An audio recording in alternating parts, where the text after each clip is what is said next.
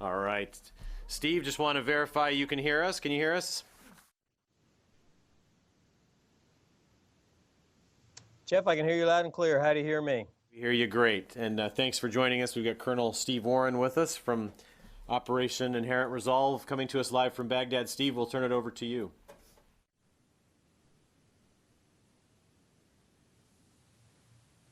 Thank you, Jeff, and good morning, Pentagon Press Corps. I hear the Russians are up to their old tricks again in the EUCOM AOR, so I'll try to get through this rapidly so you can chase that. But I do have some prepared remarks I want to get through, so here we go. Operations against ISIL began on 8 August in 2014. In the 20 months since then, we have achieved much. A year and a half ago, we saw images of ISIL convoys moving freely into Mosul and throughout Iraq. Those days are gone. Our enemy has been weakened, and we are now working to fracture him. Phase 1 of the military campaign is complete, and we are now in Phase 2, which is to dismantle this enemy. Phase 1 was to degrade the enemy. We focused on stopping ISIL from advancing and degrading their military capabilities, both in Iraq and in Syria. This was an effort to eliminate ISIL's ability to operate really as a conventional force. We're in the second phase of this operation now, and our task is to dismantle the enemy, fragment them in Iraq and Syria. ISIL has lost more than 40% of the territory it once controlled in Iraq and in Syria. Opposition forces have routed the enemy from most of the Turkish border. While ISIL can still put together some complex attacks, they have not been able to take hold of any key terrain for almost a year now. We've struck leaders, supply lines, fighters, industrial base, and funding sources in both Iraq and Syria. During this phase, we will enable our partners to dismantle the enemy, fragment his forces, isolate his centers of gravity, and liberate the terrain he holds. In Iraq, we are enabling these operations in the Tigris and along the Sinjar, where we are isolating to eventually seize Mosul. In the Euphrates River Valley, ISF operations are stabilizing Anbar. In Syria, we are enabling operations in Hasaka province, around Manbij, and along the Mara line in order to pressure and isolate Raqqa. And you can see all three of those illustrated on your map. Hopefully that map is up. Our strategy requires well-equipped and trained partners on the ground. We've seen that with effective training, proper equipment, and devastating coalition air power, Iraqi forces can win. We've seen this in Tikrit, Beji, Sinjar, Ramadi, and most recently in Heat. Now let's talk about the operations more specifically. In the Euphrates River Valley on April 11th, the ISF raised the Iraqi flag over the city of Heat and their government building there. We estimate that 75% of the city is now clear and that ISF will push ISIL completely out of the city in the coming days. CTS has evacuated an estimated 7,000 civilians over the last several days, and the coalition has conducted 21 airstrikes against 108 separate enemy targets, resulting in more than 500 enemy killed in action. In Fallujah, the 14th Division is in defensive positions preparing for future operations. You can pull the map back up for a second. In the Tigris River Valley, which is the blue circle on your map, operations are heavily contested. The territory there is essential for ISIL's defense in depth of Mosul. Now, the enemy knows that once they lose this territory, the Iraqi security forces will be able to posture for the eventual liberation of Mosul. We are seeing ISIL put up some of its toughest fighting in the Kara Sor area, but we're also seeing the ISF dig in and successfully repel attacks. Coalition forces have supported operations with 25 strikes in that sector since April the 8th. On the red circle on your map, which is pressuring and isolating Raqqa, Since about the 1st of April, local forces have liberated more than a dozen small villages to the northwest in the Mara area. While these operations don't encompass a lot of territory, this is critically important terrain for ISIL because it is their last best route to move people, money, and supplies into Syria and Iraq. There's now less than 100 kilometers of uncontested border crossing in the Manbij pocket. Since the 1st of April, the coalition has enabled operations in this sector with 16 airstrikes that have resulted in several dozen dead terrorists and much equipment destroyed. In Hasaka province to the east near Shadadi, the SDF, the Syrian Democratic Forces, have secured approximately 6,200 square kilometers, which is a piece of ground roughly the size of Delaware. These most recent gains are the result of successful Syrian Arab coalition and Syrian Democratic Force operations to stabilize the forward line of troops and further fragment the enemy's position between Mosul and Raqqa. So that completes my operational update, and with that, I saw Bob in the audience. Bob, what's your... Morning, Colonel Warren. You mentioned, when you talked about stabilizing Anbar, I have a question for you about Ramadi. What's the status of efforts to repopulate the city, to reconstruct the city? And do you have any idea of how many civilian casualties occurred during the fighting for Anbar? I mean, for Ramadi?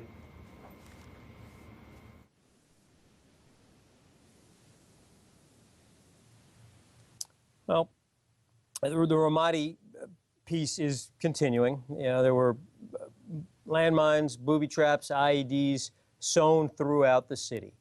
And Iraqi security forces, along with some civilian humanitarian agencies, are working to reduce those obstacles, booby traps, and et cetera.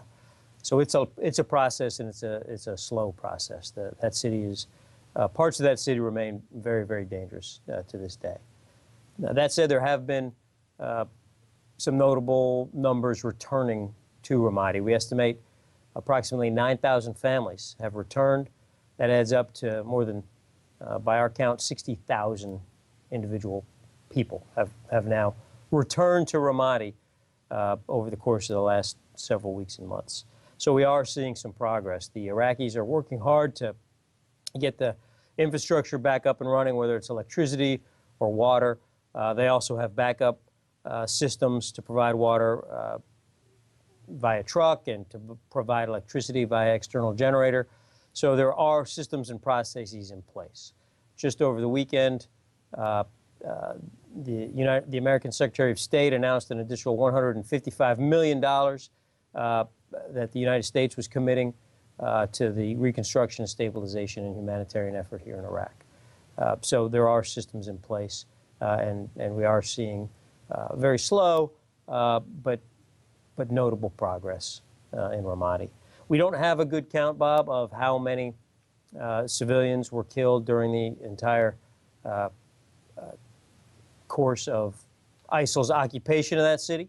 We know it's a brutal enemy. We know it's a deadly enemy. We know that ISIL takes great pleasure in executions, beheadings, immolations, and other assorted acts of barbarism and terror. So we can only imagine what life must have been like in Ramadi under the boot heel of these terrorists. But we do not yet have a reliable figure for how many civilians they killed. Thanks a lot. On the question of civilian casualties, I was thinking more in terms of whether you have an idea of whether civilians were killed during the bombing or other fighting that involved Iraqi forces supported by American forces in the city, you know, over the past, in the final period there when the fighting was very heavy.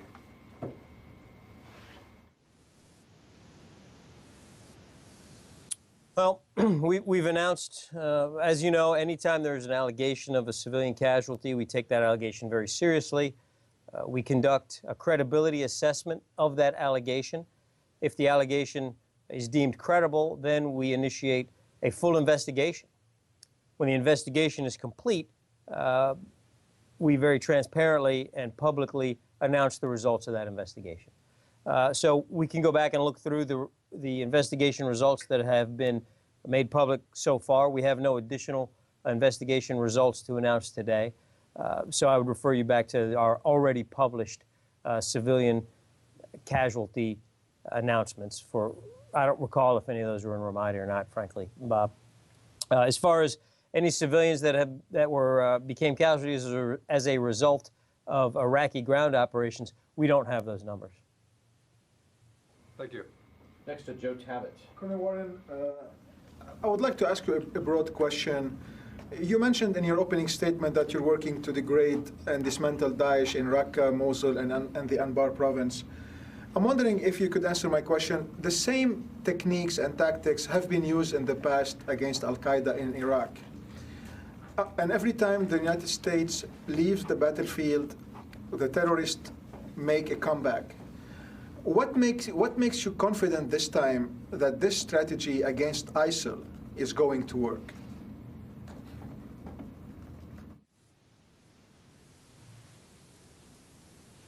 Well, first off, phase one was degrade. What I said today was that we were in phase two, which is dismantle. So degrade, we've completed that phase. Now we're in the dismantle phase, which is phase two. We are confident that our approach this time will work for one simple reason. Rather than use large numbers of American forces or coalition and Western forces here on the ground, we've made a very conscious decision. And this is, of course, through our consultations with the government of Iraq, who have asked us not to send any ground forces here. So there are no, ground combat maneuver, offensively oriented forces here. There are only trainers, advisors, assisters. So we believe that the way to defeat this enemy in such a way that the defeat will stick, so in other words, beat them so that they stay beat, we believe the key to that is for it to happen through the use of indigenous forces. So we are using Iraqi forces. We're not using them. The Iraqis are fighting this enemy. And we believe that the Iraqis are the only ones who can defeat this enemy on the ground in such a way that they stay beat, and so that they don't come back, as you indicated. So that's our strategy. Next to Cammie. Colonel Warren, hi, it's Cammie from CBS. If I could just follow up on Joe's question or two. You mentioned fragmenting and fracturing the enemy. Does not a scattered ISIS lead to a more complicated battle? And I know you're using Iraqi forces on the ground to go after this, but if you have the same sort of situation in Syria, where you don't have a large force that you're working with, isn't this just complicating the situation if you start having a few hundred fighters all over the place?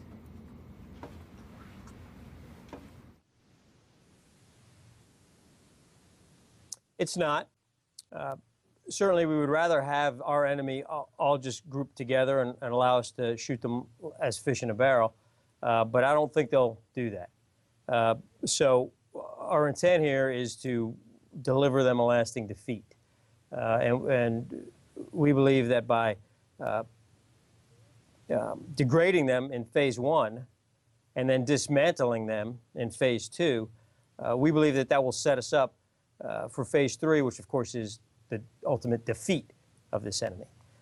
So a fractured enemy, an enemy that's shattered and scattered, has significantly reduced ability to mass combat power. They are not able to create mass, which means they're not able to create decisive effects on the battlefield.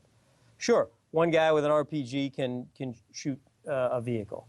One committed terrorist with a shovel can dig a hole and plant an IED. This is what we will face. But one guy with a shovel cannot seize a town. One guy with an RPG cannot take control of a piece of terrain. So we believe that by shattering them, fragmenting them, and dismantling them, we will move ourselves one step closer to the ultimate defeat. Fighters toward North Africa, toward Europe?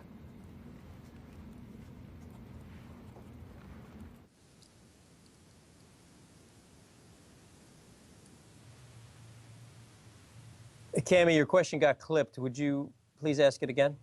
Does the pressure that they're taking in Iraq, especially, and in Syria, does that not force more cells of fighters into North Africa and Europe?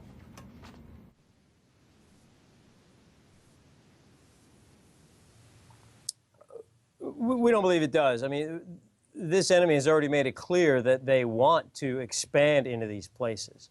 But as we dismantle them, because remember, dismantle, you have to look at dismantle maybe as a little bit bigger picture. That means peeling back their command and control capabilities. That means taking apart their ability to earn money, to finance their own operations. You're thinking just individual people running around like cockroaches when the light turns on. That's not what we're talking about here.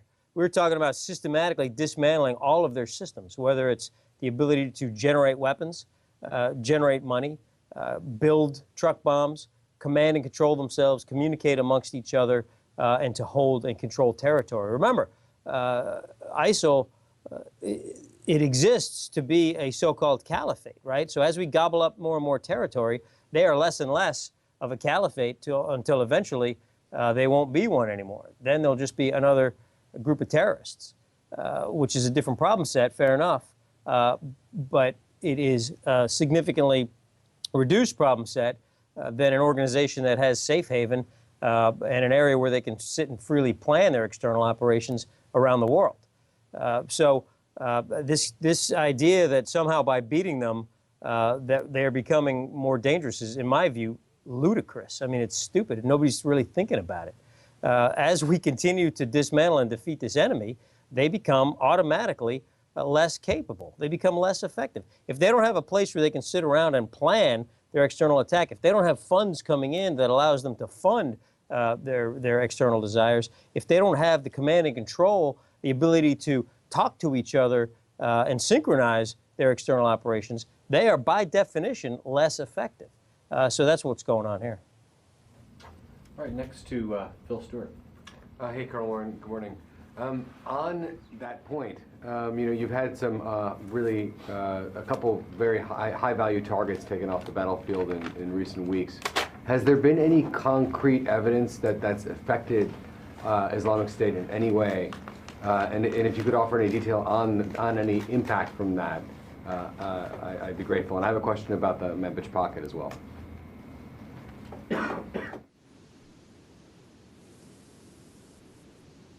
Well, concrete evidence is something, I don't know what your definition of concrete evidence is, Phil. What I'll tell you is that any organization that's lost 3 of its most senior leaders in the span of 30 days is going to suffer for it. These were 3 leaders, Shoshani, Haji Imam, and Abu Daoud, who were significant players inside of that organization.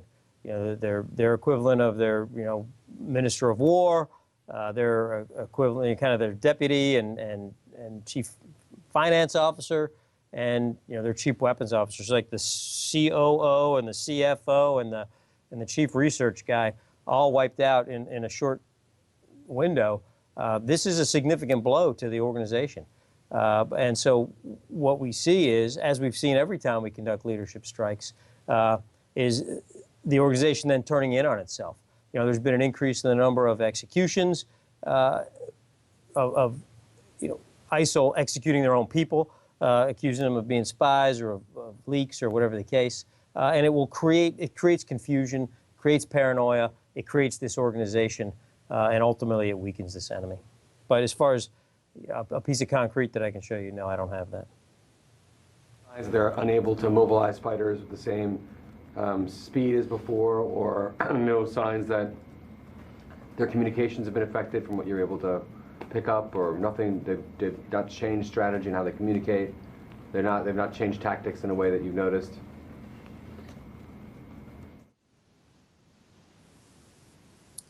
Well, they're continuously evolving. I will tell you that, Phil. I mean, we see that all the time. That's one of the things we track, is how their communication nodes move around, how they're talking to each other. But this is a continuous thing.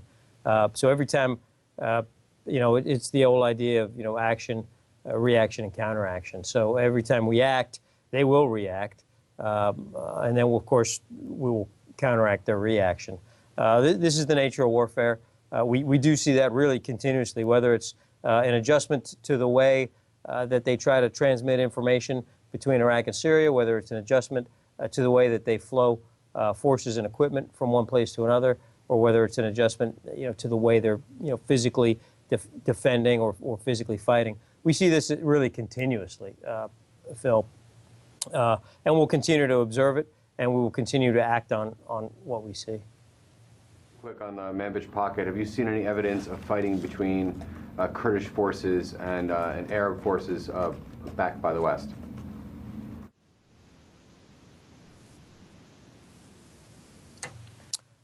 We have not seen anything significant. There's always friction on a battlefield. There are some very ancient animosities through that region. Certainly those have to be accounted for. Certainly those will show themselves from time to time as different groups brush up against each other in the course of pursuing and fighting ISIL. So we do see some of this, but we don't see it as a problem. This is battlefield friction that we're able to account for and work through. Barbara has left us, so next up is Andrew. Colonel, I'd like to ask you about some of the concerns and criticisms we've heard about the Iraqi forces being kind of slow in the pace of their operations and not fighting as aggressively as some people might like, or as the Secretary said last year, lacking a will to fight. My question is, to what extent is some of the more forward-leaning support the U.S. has provided over the past few months, and maybe some of the other accelerants we're going to see in the near future, to what extent is that designed to instill more confidence in the Iraqis and encourage them to fight more aggressively and pick up the pace of their operations?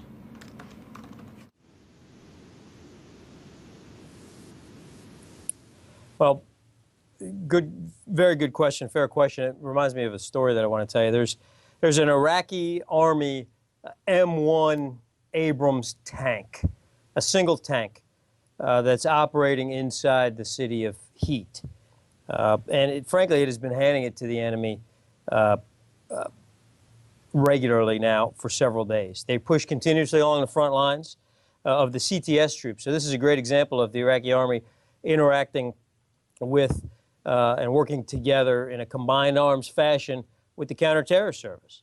And so this M1 tank has been driving all around Heat crazy and blasting IEDs, punching holes in enemy defenses, and maneuvering between multiple engagements and allowing the CTS and other Iraqi Army ground forces to clear and help evacuate civilians. So this tank has been so successful, this one tank crew, that the American advisors who actually watched this tank in action have given it the Hero of the Day award for like several days running. And our guys will sit in the ops center there and will track this tank. And in fact, at one point they thought there were multiple tanks, and we actually had to reach into the unit and discovered it was just one tank that was tearing up Heat all by itself. And so then this tank, it's become a little bit of a folk hero here in Iraq. If you check the social media feeds here, they've nicknamed it, they being, I guess, the Twitter people, the tweets, the twits. They've nicknamed this tank the Beast. So now all of a sudden the Beast has become a thing here in this part of Iraq. And in fact, I got a video of the Beast that I'm going to tweet out. So if you're not following me, at OIRSPOX, at OIR Spokes, and I'm going to tweet this video of the Beast out, and you can watch it and see, kind of what we believe right looks like. So we are seeing the Iraqi army step up. We know that the CTS, we know that the Peshmerga have been really the examples for several years of an effective force. The Iraqi army, over the course of the last 20 months, we've trained nearly 20,000 of them, has begun to elevate their performance levels every day. And we've seen them now conduct operations in Beji, conduct operations in Tikrit, conduct operations in Ramadi. And what this has done, the effect this has had, is that they have tasted victory. And in battle, as in life, victory tastes sweet. and they like the way victory tastes, and they want to taste more of it. So we are seeing these examples over and over now of small units whose confidence, whose competence, whose morale is growing and strengthening and expanding. And that tends to have an effect, that has a ripple effect across units. So we believe that the training, the advising, the equipping that we've done has had a significant and notable impact on the capabilities of the Iraqi army. Now, that said, I have to be clear. Not every Iraqi unit is alike, just like not every unit in any army is alike. So there are units that still have problems. I want to be very clear about that. We've had some problems up around Makmur with some of the units who have not fought up at the level that we'd like them to. We've had problems with some of the leaders who have not been aggressive, who have not been as aggressive as we would like them to. But what's encouraging is that the Iraqi senior leaders have noticed this as well, and they have fired division commanders. The division commander of I think the 10th Division, who was on the northern access into Ramadi, was fired over the winter. They recently fired one of the commanders in command of one of the units in the vicinity of Makmur, replaced him with a more aggressive commander. So we're starting to see this army act like an army. And yes, there's been moments where they could have done better. But broadly speaking, across the board, we believe that overall their level is coming up. And it's a good time for that to happen, because I'm here to tell you, as this army begins to drive north towards Mosul, the fighting is only going to get harder. This enemy does not want to give up Mosul. They want to preserve their defense in depth along the Tigris River, and they will continue to fight hard.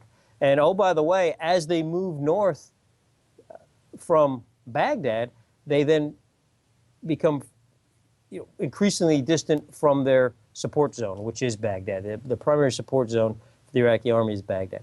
So as they move north, they find themselves with additional logistics hurdles that they have to surmount. So the timing is right for the Iraqi army to raise its capability level and its morale level. So I hope that answers your question. It got a little long, but. Sure. Next to Corey Dickstein. Hey, Colonel Warren, Corey Dickstein with Stars and Stripes. I got a couple of questions. First, I wanted to, on that tank, the Beast, how many tank crews are in heat? And why is this particular one so good? Did it get different training, or is it just the people running this tank?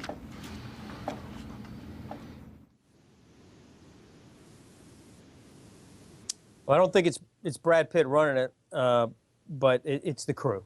This is one M1A1 Abrams tank with a motivated crew, demonstrating the enormous capabilities and combat power available in an M1 Abrams tank, by the way. So this is a trained crew. We trained them. It's a motivated crew, and they're out there just plain old getting after it. And you mentioned 500 enemy killed in heat. Is that just in coalition airstrikes, or does that include the Iraqi army and CTS as well? Or is it all the tank? Yeah.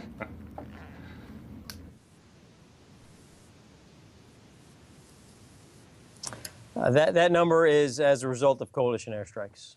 I don't have the numbers that the Iraqis are keeping. Okay, and then on a different topic, are we directly arming the Peshmerga at this point?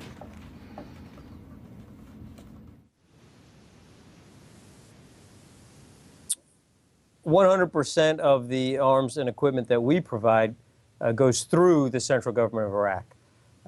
There'll be times when, of course, there's coordination, and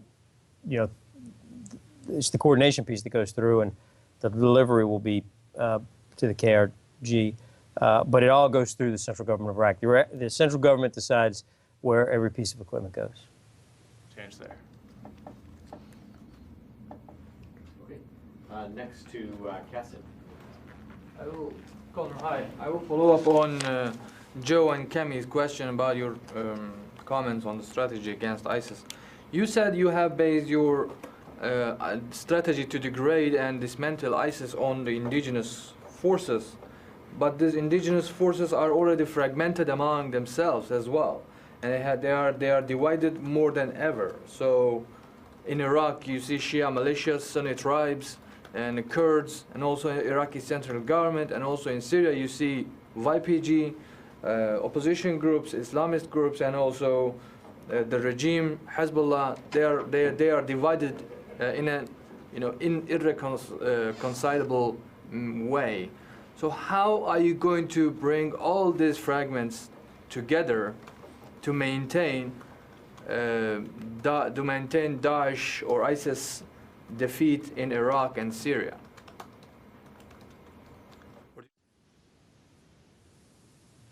Well, they're coming together around a common purpose, which is the defeat of this enemy. We certainly see that in Iraq, and we see that, frankly, in Syria as well. You know, we have a small contingent of forces there who are helping to stitch this Syrian Democratic Force together, and we see it working. I mean, you can't argue with 6,000 square kilometers liberated in the last month, an area larger than the size of Delaware. You simply can't argue with that as progress.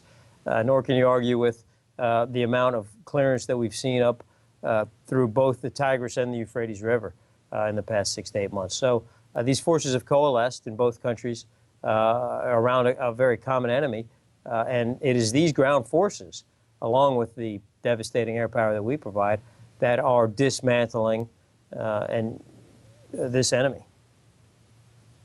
And also, the coalition partners are also not, do not have a consensus about those indigenous groups as well.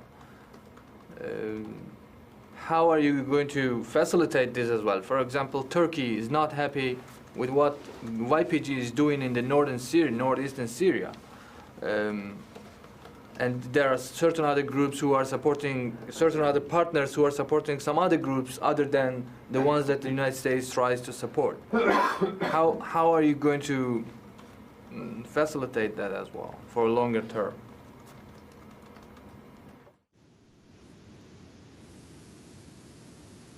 Well, this coalition has gotten stronger every day over the last 20 months. And we see that in the results. As our coalition comes closer together, we see more effectiveness in our air power. We see more effectiveness. We see coalition members contributing greater and greater number of enablers. Very recently, we've seen European partners over the course of the last several months commit additional trainers, commit additional air power, commit additional enablers. And so these are all very concrete signs that this coalition is coming together, is becoming stronger, is becoming more potent with every single passing day. And so we will continue, the United States of America will continue its leadership of this coalition, and we'll continue to bring them together against this very common enemy, which makes itself known through its attacks, that we've seen, whether it's a Russian airliner being shot down in Egypt, whether it's several series of bombs in Turkey, whether it's Paris, whether it's Brussels. The world is clear. The world understands that this is an enemy that must be defeated. And we are watching this 66-member coalition come together stronger every day. Go ahead, Tolga. Hi, Colonel Warren. This is Tolga. I had two quick questions regarding one on Peshmerga and the other one in the situation in Manbij. First, on the Peshmerga forces, they are not paid over the last 3 months. How does it impact the situation on the ground, this financial crisis in KRG?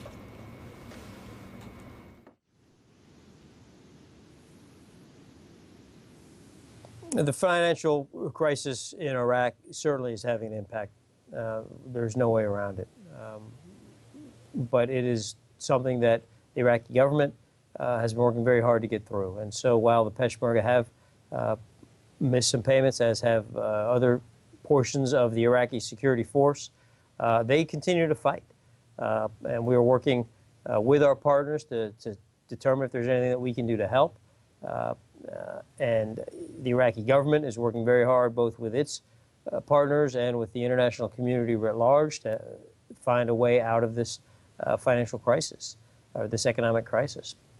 But it's certainly a challenge. It's certainly something that we're very acutely aware of. But this is, so far, we've seen these forces not only continue to fight, but continue to win. And so we're going to continue working with them to achieve those goals. An impact. What is the impact then? So if they keep fighting, and did you realize any moral problem with the Peshmerga?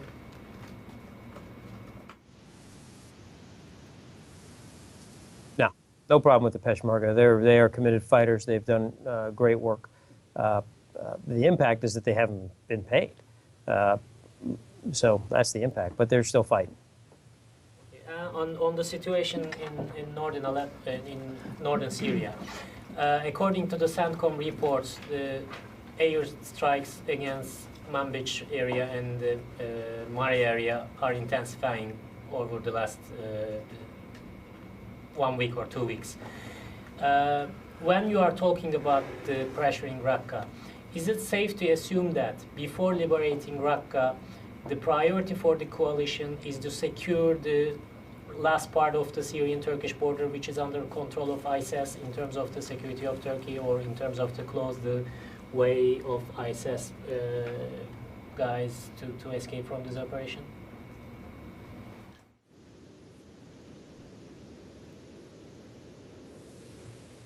Well, we certainly don't want to transmit our plans ahead of our execution of those plans. What I'll tell you is you see the noose beginning to slowly tighten around Raqqa.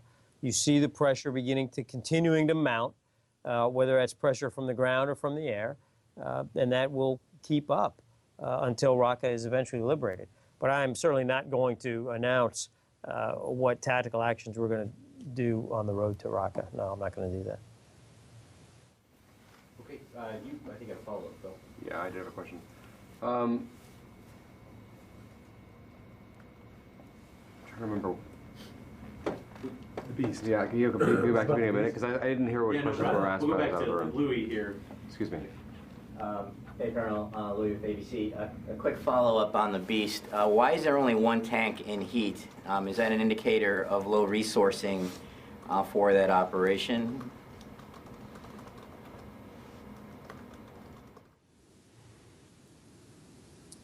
No, it's not an indicator of low resourcing. The 3 deployed up there, 2 of them broke, so there's 1 remaining.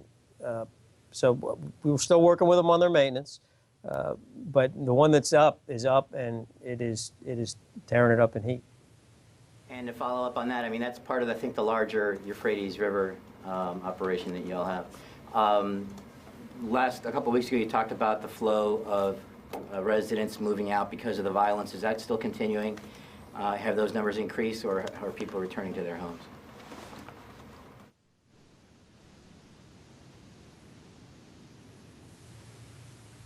Louis, I'm sorry. Where are we talking about? We're talking about in heat? In the Euphrates River, that whole operation as a whole. I think you talked about how there was a flow of displaced people a couple of weeks ago. Have those numbers gone up, or are people returning?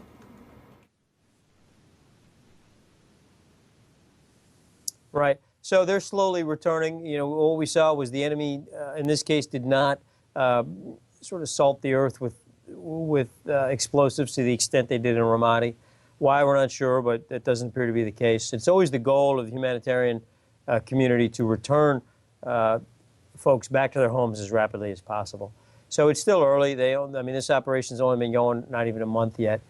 We are seeing some return. Often it'll be the head of household who will return to assess and stay for a while and kind of get things going, and then draw the rest of the family. I don't have numbers for you right now. We know that the Iraqi army did a very admirable job of working with the UN ahead of this push through the Euphrates River Valley to establish several IDP camps just south of the line of advance or line of attack. And those IDP camps were used. They were stocked, fairly well run. So we've actually been very satisfied with the conduct of both the CTS and the Iraqi army through the course of this operation. So it's been heartening and good to see. But unfortunately, Lou, I don't have a good set of numbers for you. Largely speaking, the IDPs are still out of their homes, but we are beginning to see a trickle back. Colonel Warren, is there any plan to arm Syrian rebels with shoulder-fired surface-to-air missiles?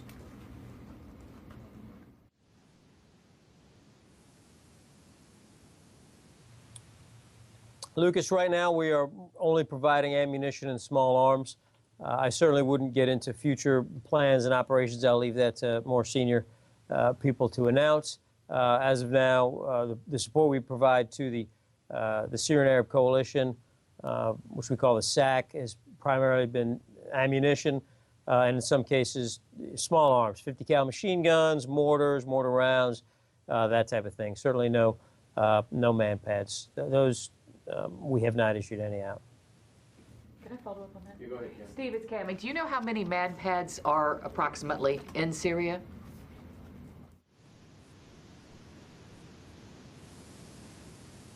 No idea, Cammy, I'm sorry. And can I ask one other question? Can you give us an update on the status of the cessation of hostilities in Syria?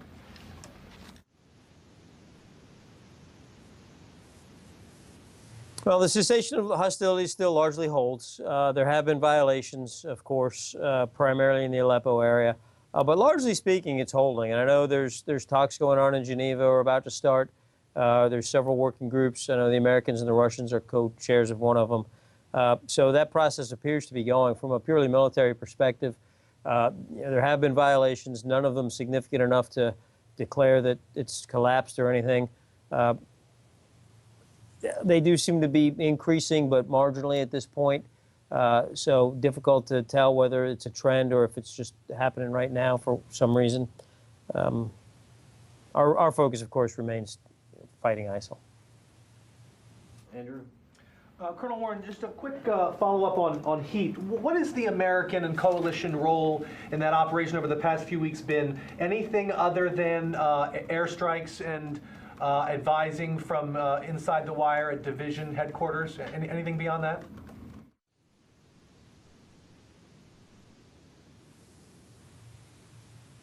Nothing beyond that, Andrew. Our role has been to provide devastating combat power, to give advice and assistance, from to Khatam, and of course to cheer on the beast. Cheer on the beast. My question is kind of tied to Andrew's, and it just basically is whether or not there have been any kind of new U.S. bases or positions along the lines of Fire Base Bell or anything else remotely like it where U.S. soldiers are put into a different, or Marines or anybody put into a different location.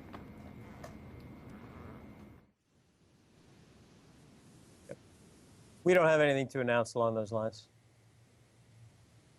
All right, anybody else? Yep. Colonel Warren, can you help us understand how the U.S. and Russia are co-chairing the cessation of hostilities talks in Geneva, but at the same time, Russian attack aircraft are buzzing a U.S. destroyer in the Baltic Sea?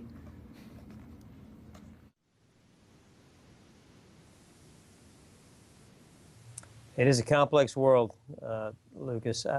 These are all, these co-chairs and things like that, these are all national matters. Baltic Sea, not part of our area of operations. Our focus here is to destroy this ruthless and brutal enemy, and that's what we're doing. Last call for Toga here. Last one on the cessation of hostilities, Colonel. I know that State Department is watching the implementation of this agreement, but my question is on the situation in northern Aleppo. State Department confirmed that there was a violation of this agreement by Syrian forces and Russian forces. But I'm wondering if the groups who were attacked by these two forces in Syria were cooperating at the same time with U.S. in terms of the fighting against ISIS?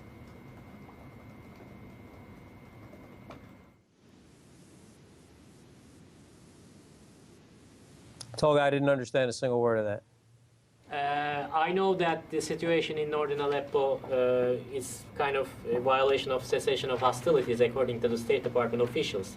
Syrian and Russian forces attacked some groups in their non-Nusra or non-ISIS groups, let's say, the groups who are not the part of who are part of the agreement actually, who are not to be supposed to be attacked by any forces according to the agreement. But State Department confirmed that there